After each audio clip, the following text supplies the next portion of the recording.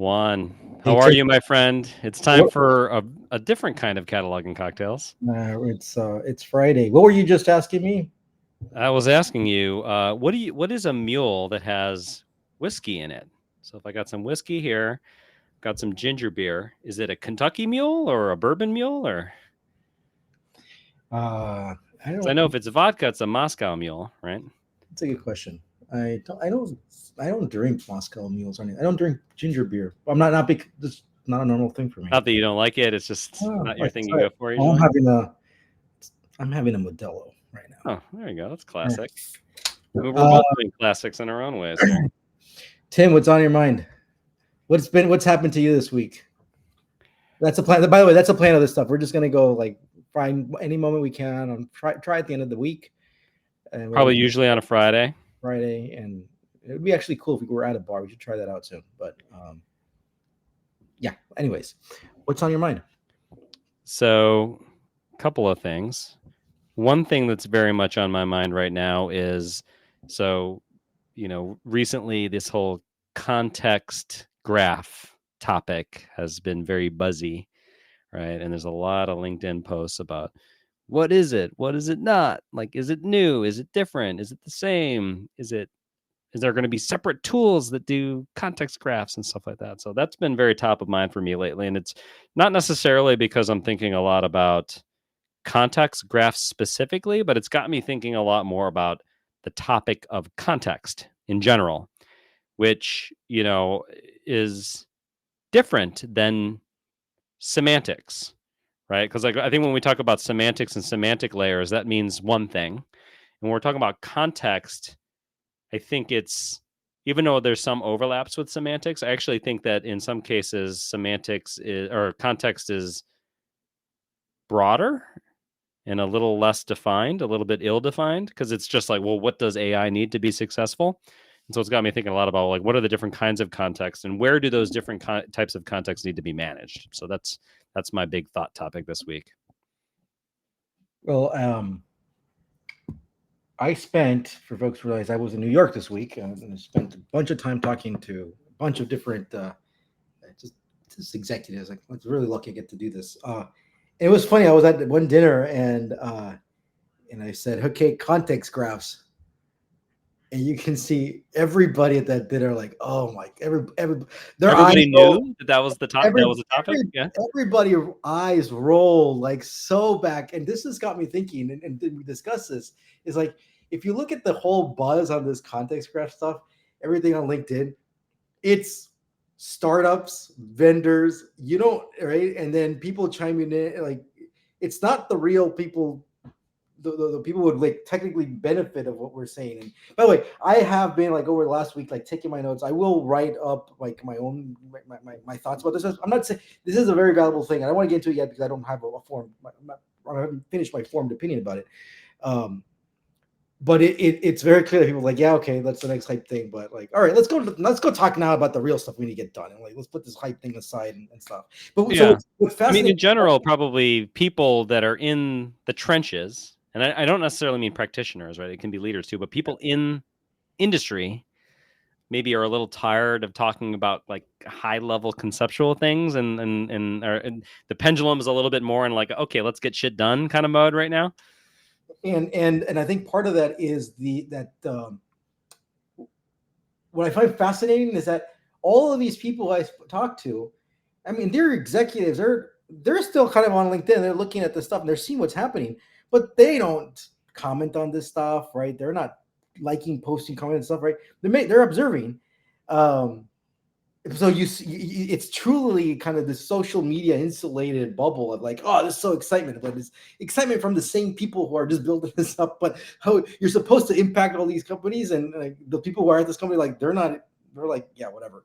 I was discussing to the other companies, like we go into their whole about their processes and what they're doing, and like this stuff is like so partitioned and all over the place that I get why you want to have this vision, but I'm like, it's not even documented, right? It's not, people don't even know what you go do. So and kind of the first step is to actually figure out what is the right process to go do these things. Anyways, so yeah, definitely context graph is it's going to be there for a while, but It's That's fun. I do like having something to pontificate and argue about online. We need those things. I guess I think I'm just a little bit tired of. Well, to get a little bit to kind of like the things I've been thinking about this is one. It's very clear it's another feature that needs to be part of an existing larger platform, unless you're going to build the next gigantic platform where this stuff is a feature of, because context, just like metadata, right? Look about it, us metadata catalog, like that's a means to an end. Like no real executive organization is they wake up in the morning, it's like, oh shit, how am I going to keep track of my contacts and my metadata such that I can increase the revenue, make sure to hit the, like, nobody's thinking about that stuff, right? They're thinking about, how am I going to reduce the complexity in my supply chain to go do this stuff, right? Because of this, or like this tariff is happening right now, or our CSAT scores are just been going down all the time. Like, that's what they're thinking about. And doing metadata, doing data, doing all this context, that's just a means to an end. So like I feel like, oh, we're the context layer is this new product, this new platform. Like, who are you going to go talk to that they're going to say, yes, that's what I'm going to go buy? That's the thing that I need to help me for the larger stuff I need to accomplish. But I'm not. So that's why I don't buy that this is going to be a platform. It needs to be. It will be part of existing platform where work and action's already taking place. Right. Yeah. I mean, I think to get rid of that term context graph for a second and to boil it down on more like, okay, what are we trying to accomplish here? Right. I get the feeling that there's two big things that we want to try to come out of this. One is, okay, we can design kind of the perfect system, whether it's a workflow or it's an agentic architecture or something like that, right? But then there's what actually happens, right? And so I think there's an interesting discussion around how do you leverage sort of like executed knowledge or tacit knowledge? How do you leverage that in a stronger way in AI, right? I think that's interesting, right? That's one thing. And I think the other thing is, how do you build up semantics and knowledge graph in a more thoughtful way, in a more automatic fashion? I think that's very interesting. So those are the two, like trying not to use the phrase context graph here, the two things that I think is interesting. And this is what I was like. I want to be able to capture what's in people's heads and what they're thinking about, the definitions, and then also how they do their work and the processes. So yeah, I mean, this is something we've always been talking about that we need, right? So I'm not. By the way, this is also a social problem. All right, it's not. This is also the epiphany of like technologists thinking, oh, I heard a problem, I can solve that with technology. I'm like, no fucking way. Like, yeah, technology is needed, but that's not the ultimate solution on this stuff. And here's the other funny thing that's like there is no notion of interoperability that what everybody's been reading and talking about. Like, the interoperability part hasn't been touched upon. Like, how do I even know that the decision in one part over here is the same type of decisions being done here with the same type of person about the same person? So the whole entity resolution and semantic interoperability, all that stuff, like that hasn't even been thought about. So yeah. Anyways, I'm already kind of tired about this topic. Well, I think, I talked about some of the positive things here. I think one of the things I worry about is, and I think we're smarter as an industry now, so we tend to avoid this, is anything that, I think back to like the big data era when everyone was starting to get really hyped about Hadoop. And I was at a company that was doing Hadoop as a service at the time. And I remember having conversations with customers and prospective customers that sounded a lot like this. So like, here's the pitch, right? Do you know you have zettabytes and petabytes of data in your organization that are untapped? This is untapped knowledge. If you could just centralize it in one place and you could use data science to mine that, to find the insights, the golden nuggets, right? Then you could really revolutionize your business, right? Like anything that kind of sounds like that is like, ooh, like okay, it's very cautious of now, right? I'm gonna tell you, this connects back to you 10 plus years ago when you were at Input Chips. I remember in Austin, I know for some there was like some sandwich restaurant that they would use as as an example. Like, oh, you get all this stuff, all this data coming from here, and then you'd be able to suggest what was the right time to be able to get the students leaving campus so they can go by and they can get the right sandwiches. So, and it was, yeah, wow, that's magic. But Personalized advertising, next offer and stuff, right? exactly all that Just stuff. in time offer. And all you need is this big data platform, and it'll do it for you. Yeah, ... A lot of extra work. And guess what? Step one, let me teach you about HDFS. And I'm going to teach you about Pig. No, the Hadoop landscape has come a long way since then. But at the time, it was big ideas and early technology. Mm-hmm.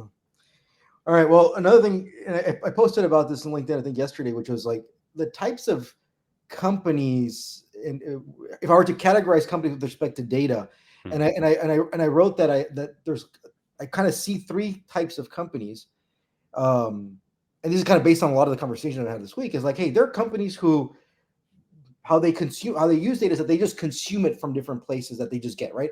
I use an existing CRM, I use an ERP system, I use this order management system. I just use that data over here and it lands inside of my data warehouse, data lake, and I do stuff with it. Like that's one type of company, which is I think most companies.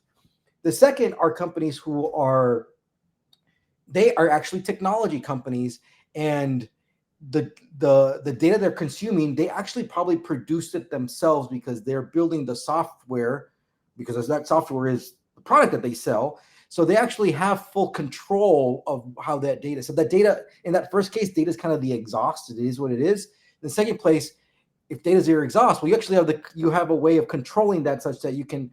This is kind of where the data products actually come out from the beginning, right? That's the ultimate shift left type of thing.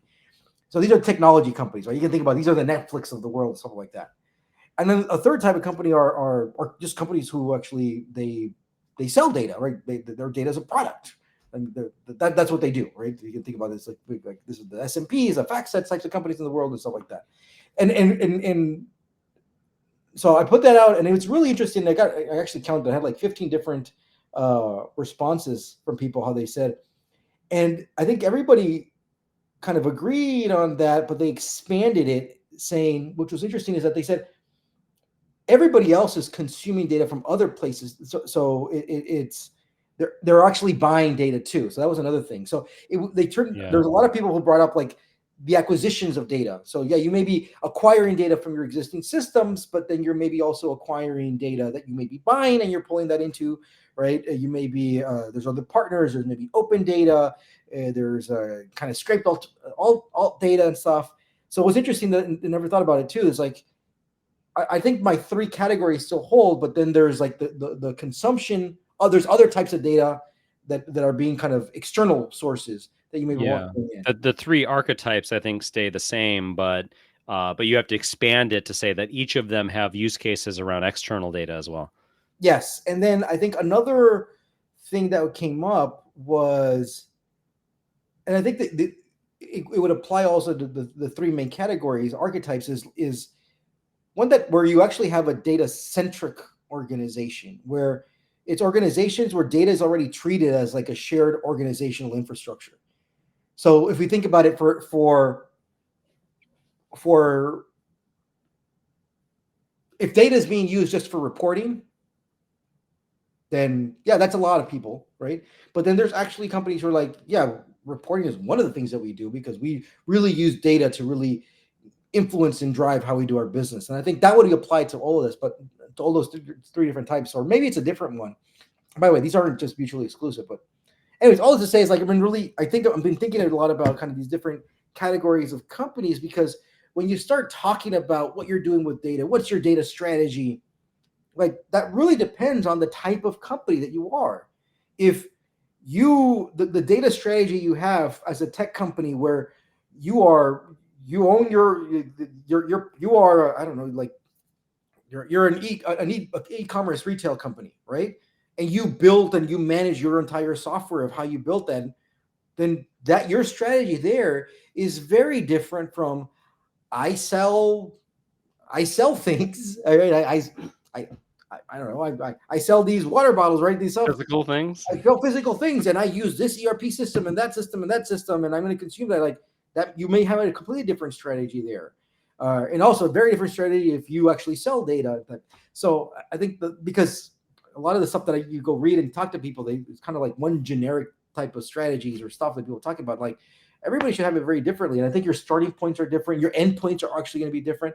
Anyways, that's was a lot of what was on my mind.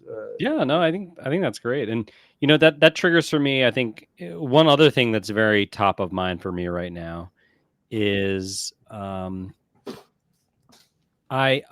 think that parts of the data industry that we live in, especially thinking about vendors right now, we have a tendency to talk about things in very horizontal terms, like context. You got to manage your context and things like that. Like, fine, that's great, but there's a lot that is archetypical, right? And so, for example, you're talking about these 3 kind of company archetypes, and I'm sure you could come up with sub archetypes, right? But then also, I think what's very interesting is the industry lens. And then even deeper is the use case lens. And, for example, Juan and I were on a phone call with a company earlier today, and they were talking about how they have, $2 billion worth of inventory that is like live in their supply chain right now. Right. And that's a unique problem to them being a manufacturer and a big consumer of supplied goods from different suppliers, and then having physical retail locations and warehouses where it needs to go to, and some of these items are very large, and so it's not like you could just easily ship it from one place to another, right? And so like that's unique to their industry, it's unique to them as a company. And, I don't know, this is a long-winded rant of me saying, like, I'm excited to spend more time personally and as an industry. I think we should thinking about specific problems in specific industries with specific use cases to put data and AI to work for specific problems. 100%. I think just to wrap up, because we got still. I'm actually gonna go right now to my brewery and keep working with beers. to my local brewery. I was gonna hang out with one at that brewery, but now I gotta do some other stuff this afternoon. But I think that's the big message, the big aha moment. I mean, since we've been here now at ServiceNow, and also what we're seeing in the industry, people are talking about is you need to get out of reporting. Right, reporting is a necessary evil. But that should that should be done. Like we got that. We got a control of that. Like, what is the next thing to go do? And the next thing to go do, you said it's going to be really dependent on your industry, on your particular needs, for every company's particular need. Again, the different type of company is going to change things, and that's where the data people need to be focusing on. And I think if you're a data engineer, data analyst, and you're still thinking about the pipelines of how you move your data to generate the reports, so I'm like, that's the wrong thing. You're not advancing anything right there. You're just staying in the same place. And you should really think about this more. Like, I think, and back into leaders right now. What I am seeing, what I'm getting exposed to a lot more and more are data leaders who are outside. They're done with that. They're like, we've got the reporting, the analytics and control. Like, we need to be able to take that action and drive that impact. To do that, like, how do we put data and AI to work for people, to work for your organization? So yeah, I think that's what I'm excited about, and to tie it back to the whole context stuff, that context graph thing, put that to work for people, not just like, here's this other thing that we're going to pontificate. And I'll start with a use case, right? Exactly. I like. I suspect I know who LinkedIn user is, but they said data centric to decision centric. Agreed. That's true. By the way, this whole context graph shouldn't be called context graph. It should be called decision. Well, and not even decision graph, because I think there's a whole thinking about the whole technologists. They're like, everybody now, they just jump to the technology, and people are arguing like, why is this a graph and why the graph? I'm like, the whole purpose is to talk about the processes and the decisions and the whys, and people end up talking about the graph architecture that they're doing. I'm like, that's not. Yeah. I mean, it's decision context, maybe, right? I see more now. And if you stick it in a graph, then it's a graph. But also, there's a whole area of like decision intelligence and stuff that's not true either. But all right, Tim. Hey, cheers, Juan. Cheers. Hopefully the first of many rants. We will. Let's see if we're able to go do this next week. All right, this will be ad hoc. We'll figure out when to go do it. So that's true. Oh, but by the way, next week, day-to-day Texas for folks who are coming, Austin. That's true. You're still thinking about it. Use the code honest, no BS. Tim and I will be there all day, Saturday and Sunday. And on Sunday, we're actually going to be. Lynn Bender offered us some space so we can do some interviews and talk to people. So we'll do some little podcasting. Yeah. So for folks at Day-to-Day Texas, come hang out with us, and we'll do some on the fly interviews as well. All right. Cheers. Cool. Cheers. Happy Friday, everyone. Happy Friday.